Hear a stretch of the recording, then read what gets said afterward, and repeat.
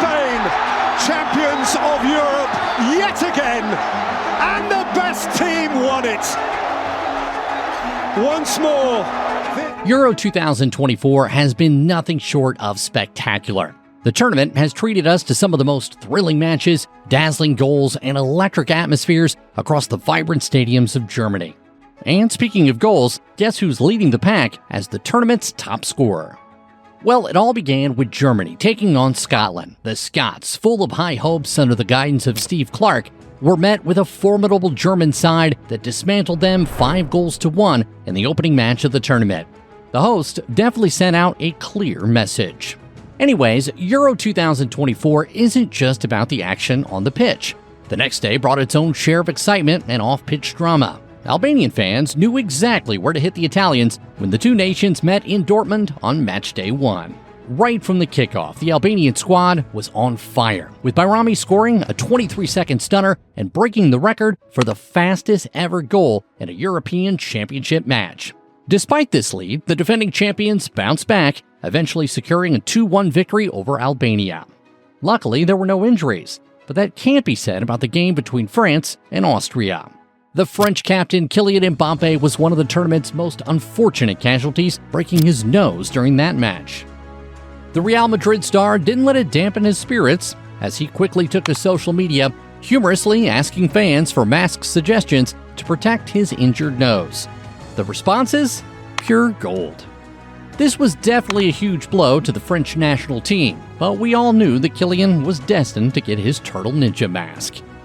While Mbappe was dealing with his injury, N'Golo Kante reminded us why he's still a force to be reckoned with. In the same match, he put on a stellar performance, earning the Man of the Match award and proving he's still at the top of his game. But now, let's talk about one of the standout games of the group stage, Turkey versus Georgia. If you missed this match, you missed an absolute cracker. This was Georgia's debut at the Euros, and they made sure it was unforgettable. Though they lost to Turkey, Georgia's first ever goal in the tournament was a historic moment. The emotional wave it brought was so powerful, it moved one journalist in the stadium to tears. And then there was the Turkish commentator's reaction to Arda Güler's stunning goal, a moment that's sure to give you goosebumps. This Turkey versus Georgia game was arguably the highlight of match day 1. The drama, the goals, the near-miss weather delay, it had everything.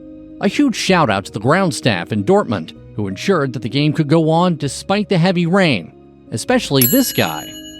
Heading into Euro 2024, all eyes were on Cristiano Ronaldo. The Portuguese star was poised to make history as the first player to appear in 6 different European championships. Just think about it, 6. That's not just longevity, it's legendary status. However, Ronaldo's enthusiasm for the opening game against the Czech Republic was a bit too much to handle. Well, despite his eagerness, Ronaldo didn't manage to find the back of the net in the group stage, a rare dry spell for the prolific scorer. I really feel for those who bet on Ronaldo to score. However, he did make an assist in their second game against Turkey, setting a new record for the most assists in Euros history. This guy is truly our own version of Superman, demonstrating his incredible versatility and impact on the game. Ronaldo didn't just make an assist, he did something the young CR7 was known for. He rolled back the years and dropped Abdul Karim Badarchar harder than a nuclear weapon. While we saw a top-class best step over from Ronaldo, Kai Havertz did the exact opposite. This was definitely the worst step over in Euros history. It must have been difficult for Arsenal fans to watch this. One match we all looked forward to was Spain versus Italy in the second round of group stages. Anticipation was sky high, with expectations of fireworks on the pitch. We were all waiting for those magical moments that define footballing rivalries. But sometimes, reality doesn't quite match the hype.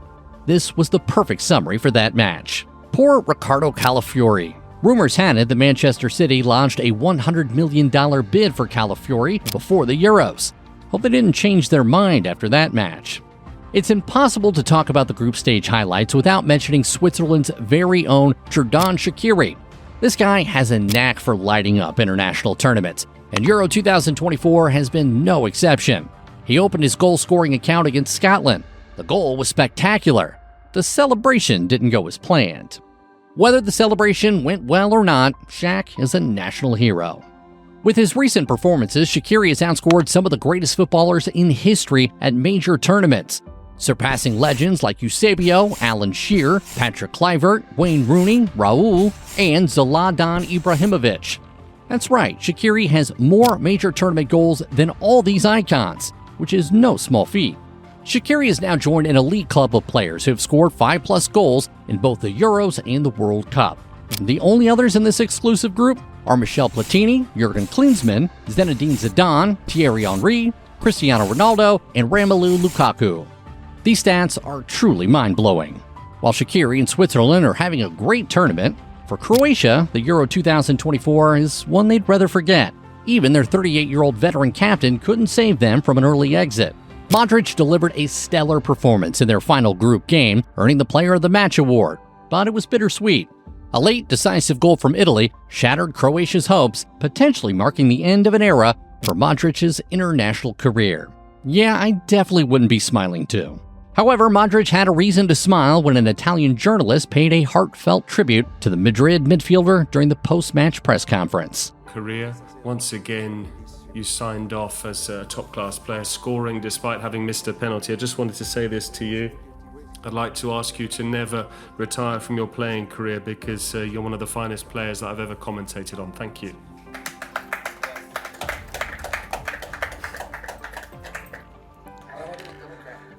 Grazie.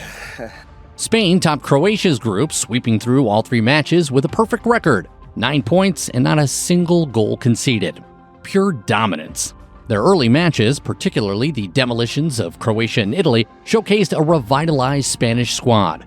The real game changer has been the youthful vigor injected by Nico Williams and Lamine Yamal, both just 21 and 16 years old respectively. These dynamic wingers bring a new dimension to Spain's play, adding speed and a flair in transitions that were missing in past tournaments. These guys weren't just good on the pitch, they were also good dancers. Even when Spain rotated their entire squad for the final group game against Albania, their dominance continued. They controlled the game, limited Albania's chances, and sealed a 1-0 victory with a superb goal from Ferran Torres, showcasing their depth and tactical versatility. Hungary also found themselves embroiled in late drama during their last group stage game. The atmosphere was electric when Kevin Chatbot netted their last-minute winner against Scotland. The Hungarians thought they had just made it to the round of 16. However, when all group stage matches were done, Hungary realized they wouldn't progress, no thanks to Georgia's unexpected victory over Portugal. You see, Roberto Martinez's men came into the match comfortable, already having secured their spot in the round of 16, but they were torn apart by a hungry Georgian side, desperate to secure their place in the knockout. Another highlight was Wicha Quarterfinals asking and acquiring the shirt of his idol. This guy was so happy he got Ronaldo's shirt. Frankly, nobody had given any thought to Georgia advancing to the knockout stages. There were understandable doubts about whether they would even pick up a point in Group F. Well, they surprised everyone, and so did Romelu Lukaku, but in an entirely different way. Lukaku has become one of the most unfortunate players in this year's Euros. During the group stages, he scored 3 goals, but incredibly, all 3 were disallowed for being offside. The VAR ruled against each of his goals. It's almost as if Lukaku had a personal grudge against the VAR, or perhaps he just doesn't know how to time his runs. His teammates did everything they could to help him score, but he seems to share a similar trait with Rooney's son. It wasn't just Lukaku's performance that seemed fit for a comedy show. The entire Group E, which included Belgium, turned into a total joke. In fact, it seemed as though none of the 4 teams in this group wanted to qualify, but that, of course, is against the rules. Now, let's talk about England. Before the tournament kicked off, everyone backed them as one of the favorites. Here are the Opta ratings ahead of the tournament.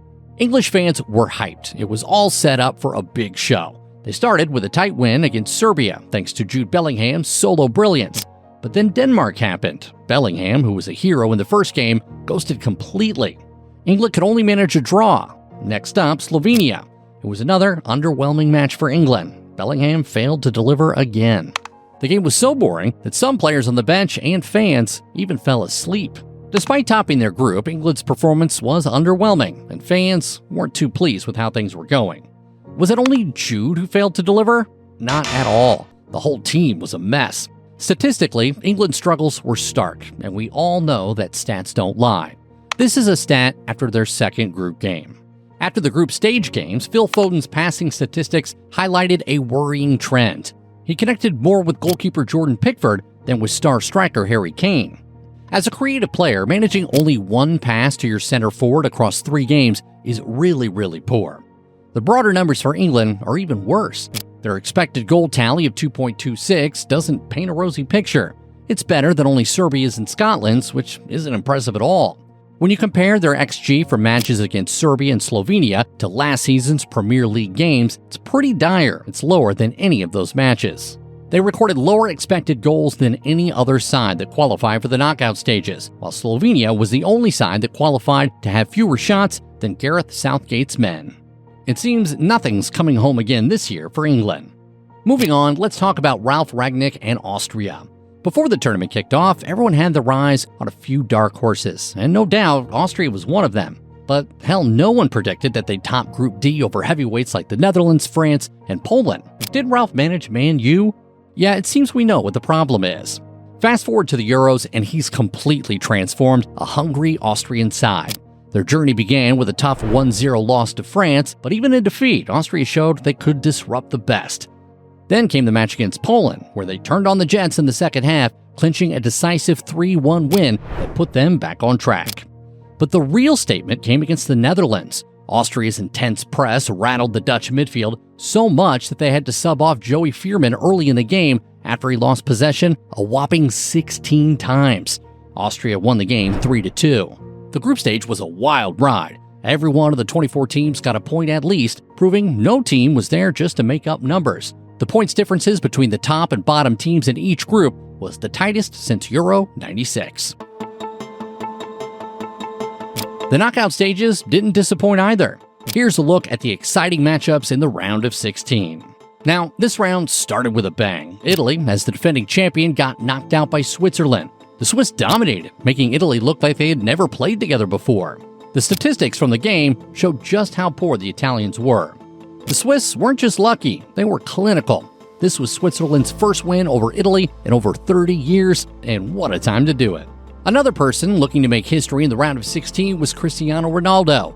Against Slovenia, Ronaldo was desperate to score so that he could become the only player to find the net in 6 European championships. You could see the tension on his face every time he lined up for a shot. Just look at the agonizing look of determination during this set piece. But let's tell the truth. Time was running out, and Ronaldo's frustration was growing. In the 105th minute of extra time, Portugal was awarded a penalty. This was Ronaldo's chance to become the oldest player to score in the Euros. But then, the unthinkable happened. To know how shocking it was, just check out Speed's reaction.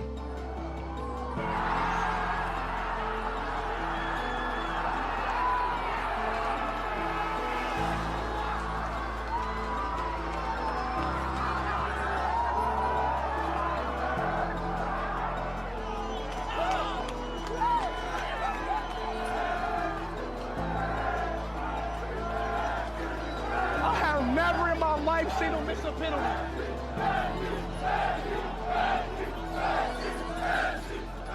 I have never in my life seen him miss a penalty. Wallahi. Ronaldo was stunned, and tears filled his eyes as he saw his mother crying in the stands.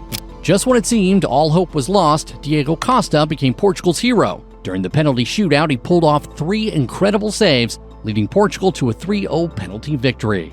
Ronaldo could finally smile again. While Ronaldo found relief, Kevin De Bruyne in Belgium faced yet another heartbreak. Their disappointing run continued as they lost 1-0 to France. Once hailed as a golden generation, Belgium stars have consistently fallen short on the big stage. Here's a look at their recent struggles. 2016 Euros lost to Wales in the quarterfinals. 2018 World Cup fell to France in the semifinals. 2020 Euros knocked out by Italy in the quarterfinals. 2022 World Cup couldn't even make it past the group stage. When De Bruyne was asked about these failures, his frustration was evident. Yes, and you say that France and England and Spain and Germany is not a golden generation? Okay, thank you. What do you think of Belgium's golden generation failure? England hasn't had the best of performances since the start of the Euros, and that continued into the round of 16. Just when it seemed like they were about to be sent packing by Slovakia, Jude Bellingham pulled off a Messi-like overhead kick in the dying seconds of additional time to keep England's hopes alive. Harry Kane found the net once the game moved into extra time, ensuring that penalties wouldn't be needed. Bellingham's heroics didn't stop at his goal. His celebration also made headlines. However, it wasn't for the right reasons. UEFA frowned at his celebration, which they deemed a breach of the basic rules of decency. As a result, Bellingham was fined €30,000 and handed a suspended one-game ban, which will come into effect if he repeats the gesture within the next year. While England needed a miracle, Spain cruised through their round of 16 match against Georgia with a dominant 4-1 victory. Spain's young attacking stars, including 21-year-old Nico Williams and 16-year-old Lamine Yamal, continued to impress. Williams scored and assisted Rodri's goal, while Yamal delivered a perfect cross for Ruiz to head home. Spain's performance was no surprise, given their impressive form since the start of the tournament. One match many weren't looking forward to was Austria vs. Turkey. However, this match turned out to be a nail-biter. Turkey defeated Austria 2-1, but it wasn't without some last-minute drama. In the dying moments, Austria's Christoph Baumgartner had a golden chance. His header seemed destined for the net, but Ganok made a stunning leap to tip the ball over the bar. Turkey fans celebrated this save as if their team had scored. Just look at this commentator's reaction. Pras orta, aman aman aman! Mert!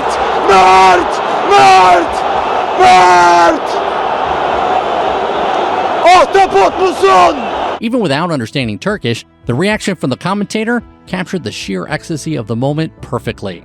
Ganok wasn't even the first-choice goalkeeper when the tournament started, yet here he was, saving Turkey's campaign in the most spectacular fashion. Elsewhere in the round of 16, Germany and the Netherlands also secured their spots in the quarterfinals with emphatic wins over Denmark and Romania, respectively. After the nail-biting round of 16, 8 teams advanced to the quarterfinals. Here's a quick look at the teams that made it through. The quarterfinal kicked off with Germany going against Spain. The game started cautiously, with both teams feeling each other out, but then this happened. Pedri was out making his 9th injury in 3 years. He was replaced by Dani Olmo, who wasted no time in making his mark. In the 51st minute, Olmo scored for Spain thanks to a slick assist from Lamine Yamal, who was a thorn in the flesh of the Germans. Just when it seemed Spain had it in the bag, Germany's Florian Wirtz equalized in the 89th minute with a cross from Joshua Kimmich. But the drama didn't stop there. In extra time, Spain's Mikel Merino clinched the winning goal in the 119th minute from another Olmo cross. Despite Dani Carvajal getting sent off late in the match, Spain managed to hold on for the win. This loss was a real heartbreaker for the Germans. Their national team coach, Julian Nagelsmann, could barely hold back tears at the press conference. Germany losing to Spain wasn't a shock, but the referee handing out cards like candy was surprising. Spain didn't just beat Germany, they practically retired Toni Kroos on the spot. Anyone who's watched him play in the last 3 weeks would be shocked that Toni Kroos has retired at the age of 34. When your CV boasts 34 trophies, including 6 Champions Leagues, a World Cup, 7 domestic titles, that's a mind-blowing record. Remember that World Cup goal? Kroos will never be forgotten. But for Ronaldo, this Euros is one he will want to forget in a hurry. Heading into Portugal versus France, everyone was buzzing. Would Ronaldo finally get his first goal of the tournament, or would Mbappe crush Portugal's dreams of a second international trophy? Spoiler alert, the game was a snooze fest. Both teams had chances, but thanks to tight marking, neither Ronaldo nor Mbappe found the net. After 90 minutes, it was still a goalless draw. The match went to a penalty shootout, but Diogo Costa couldn't save Portugal this time. France nailed all 5 of their penalties, while João Felix missed a crucial one, sending France to the semifinals. This loss marked the first time Ronaldo failed to score in 6 Euros tournaments. Pepe was so emotional, he burst into tears, knowing this was probably his last shot. And what's funny is that France progressed to the semifinals without scoring a single goal from open play since the tournament started. Next was England versus Switzerland. As usual, the Three Lions got off to a sluggish start, and fans were quick to grumble about the lack of goals for the first 74 minutes. But then Bukayo Saka swooped in to save the day with a stunning goal just minutes after Braylen Mbolo had put Switzerland ahead. With that goal, Bukayo Saka has now surpassed David Beckham in the number of goals scored by an England player at major international tournaments. England's history with penalties is, let's be honest, traumatic. So when the match went to a shootout, fans were not thrilled. But guess what? The Three Lions pulled through, winning on penalties. However, it wasn't an easy one for English fans to watch. You will score. Father! Saka score in the name of Jesus. Hey! Score! Saka in the name of Jesus. You will not miss. In the name of Jesus. No doubt England's performance during the game was a bit poor, but their comeback mentality was spectacular. Each player had their own narrative, which added pressure. Palmer was defending a perfect record, Bellingham was in the spotlight, Saka was haunted by a miss 3 years ago, Tony was labeled a penalty specialist, and Trent faced criticism from the group stages. Yet, they all found the back of the net. Jordan Pickford's save during the shootout was a game changer. Thanks to his trusty water bottle notes, he knew to dive left for Manuel Akanji's penalty and made the crucial save. Southgate had nothing but praise for Saka after the game. However, it was a bad day in the office for Harry Kane. His stats were, well, let's just say he might want to forget this one. 0 goals, 0 assists, 0 dribbles completed, 0% shot accuracy, 0 shots on target, 10 times possession lost. The last quarterfinal game was between Turkey and Netherlands. Turkey struck first in the 35th minute when Samet Akaydin headed in a cross from Arda Güler after the Dutch defense forgot how to clear a corner. Early in the second half, Güler almost doubled the lead, but his free kick decided to kiss the post instead. The Dutch made a comeback in the 70th minute with Stefan de Vrij's powerful header. The game's decisive moment came when Mert Mulder, under pressure from Cody Gakpo, scored an own goal. The Netherlands managed to hold on despite Turkey's late chances. The Dutch fans were over the moon with this victory. And after all the quarterfinal games, here are the semi-final fixtures. The first semi-final between Spain and France was a nail-biter from the start. France dominated the opening 20 minutes, even managing to score their first goal of the tournament from open play in the 9th minute, courtesy of Kolo Muani. But the game flipped when Yamal entered the record books. His phenomenal curling strike from outside the box made him the youngest scorer in European Championship history, at just 16 years and 362 days old. His previous 13 shots at the tournament had all missed, but this one was worth the wait. Lamine's family couldn't hold back their tears when he scored. This wasn't the first time Lamine tormented France. Exactly a year ago, he scored a wonder goal from outside the box for Spain against France in the under-17 Euros. Just 5 minutes after his goal, Spain turned the game around. Dani Olmo, who wasn't even supposed to start until Pedri's injury in the quarterfinal win over Germany, put Spain up 2-1 with his third goal of the tournament. Spain held on to their lead, claiming their spot in the finals. This win made Spain the first team in Euro history to win 6 games in a single tournament and the first team to win 6 games in a row. Guess who the player of the match was? Lamine Yamal. Lamine was having one heck of a tournament, and fans couldn't get enough. Lamine is the youngest player ever to appear at the Euros, score at the Euros, record 3+ assists at a major tournament, appear at a major tournament semifinal, appear at a major tournament final. After the final whistle, Lamine Yamal couldn't resist shouting at the camera, "Speak now! Speak now!" This was a direct clapback to Adrien Rabiot's pre-match comment. Rabiot had said to play in a Euro final, he will have to do much more than what he has done so far. Yamal took it personally and showed Rabiot exactly what he could do, twisting and turning in front of him before unleashing a left-footed beauty. What a way to make a statement. Rodri also didn't disappoint, having all the French midfielders in his pocket. Unfortunately for Mbappe and France, their journey ended here. Mbappe even admitted it wasn't his best tournament. And yeah, he was right. The stats even confirmed that. 5 games, 1 goal, which was a penalty, 2 assists, 3 chances created, a goal every 464 minutes. The team to face Spain in the final was decided the following night as the Netherlands took on England. The Dutch were dreaming of repeating their 1988 Euros triumph in Germany, but they had to go past England, a team that had not won any of their last 4 matches in 90 minutes. Playing at Westfalenstadion, a special place for the Dutch since their 1974 World Cup win over Brazil, the game kicked off with high hopes. Just 7 minutes in, Simons muscled Rice off the ball and fired the Netherlands ahead with a stunner. England found themselves trailing yet again, but as they did with the Swiss in the quarters, they quickly responded. Thanks to a controversial VAR call, Harry Kane leveled the score from the penalty spot. The goal made Kane the top scorer in the knockout rounds in men's European Championship history. The match seemed destined for extra time until Ollie Watkins, coming off the bench, scored a 90th minute winner, making him the first substitute ever to do so at a Euro knockout tie. England held on for the win, with Watkins not only securing the victory, but also bagging the Player of the Match award.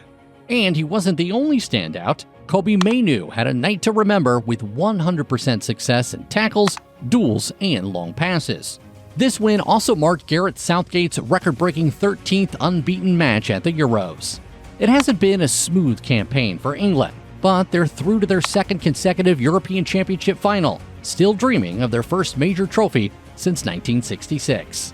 England fans had always criticized Southgate and his tactics, but after that win against the Netherlands, they were finally proud of the English coach. What's your message to the England manager? Look in the camera. Keep it up. Block out the haters. You're doing a good job. Keep up the hope, and we'll get there. Is it coming home? Absolutely. After the game, Gareth Southgate himself had an emotional interview. Yeah, I mean, we all want to be loved, right? So when you're doing something for your country and you're a proud Englishman, when you don't feel that back and when all you read is criticism, it's hard. So yeah, to be able to celebrate a second final is very, very special. But of course, I'm the one that has to pick a team, and so to be able to give them a night like tonight, very, very special. Spain had already taken down heavyweights Germany and France, boasting a perfect 6-for-6 record as they arrived in Berlin for the final. The stage was set for a blockbuster final against an underperforming but talent-packed England team. The first half was a cautious chess match, with Spain dominating possession while England managed the only shot on target. But after halftime, things got really exciting. Just 2 minutes into the second half, Spain broke the deadlock. This was the fourth game in a row where England conceded the opening goal. The goal epitomized La Roja's renaissance. Yamal and Williams' young and dynamic duo transformed this solid team into a lethal unit, bringing skill and energy to a squad that once struggled with directness and finishing. For 25 minutes, Spain looked like the sure winner. But then, out of nowhere, Cole Palmer scored for England just 3 minutes after coming on as a substitute. The equalizer, however, was just a hiccup for Spain. They kept their cool and continued to press. Yamal, who had just celebrated his 17th birthday, tested England's keeper Pickford. Moments later, Oyarzabal, by the slimmest of margins, found the back of the net.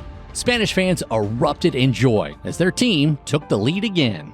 England tried to fight back in the dying moments, but Unai Simon's heroic save from Declan Rice's header and Dani Olmo's goal line clearance sealed Spain's triumph. And with that, Spain, the nation that has arguably done more than any other to shape modern soccer, claimed their fourth European championship, a historic feat. This was definitely a deserving win for Spain. From going 1-0 up against Croatia early in their Euro 2024 campaign to sealing the deal against England, Spain looked every bit the champions. They spent more time leading their matches, 55%, than any other team, fittingly ending the tournament as winners. After the game, Marc Cucurella had some choice words for Gary Neville, who might now regret his pre-tournament skepticism. Spain didn't just win, they shined, with standout performances from players like Dani Olmo, who bagged the top scorer trophy, sharing that honor with Gakpo, Mikau Tatse, Kane, Musiala, and Schranz, each with 3 goals. Lamine Yamal and Rodri were named players of the tournament. While it's always tricky to compare young talents to legends like Lionel Messi, Yamal's trajectory is promising. If he continues to develop and maintain his form, he could indeed be a superstar in the making. Or what do you think? Also, should Rodri and Carvajal be considered for the Ballon d'Or over Vinny Jr. and Bellingham this year? Let us know what you think.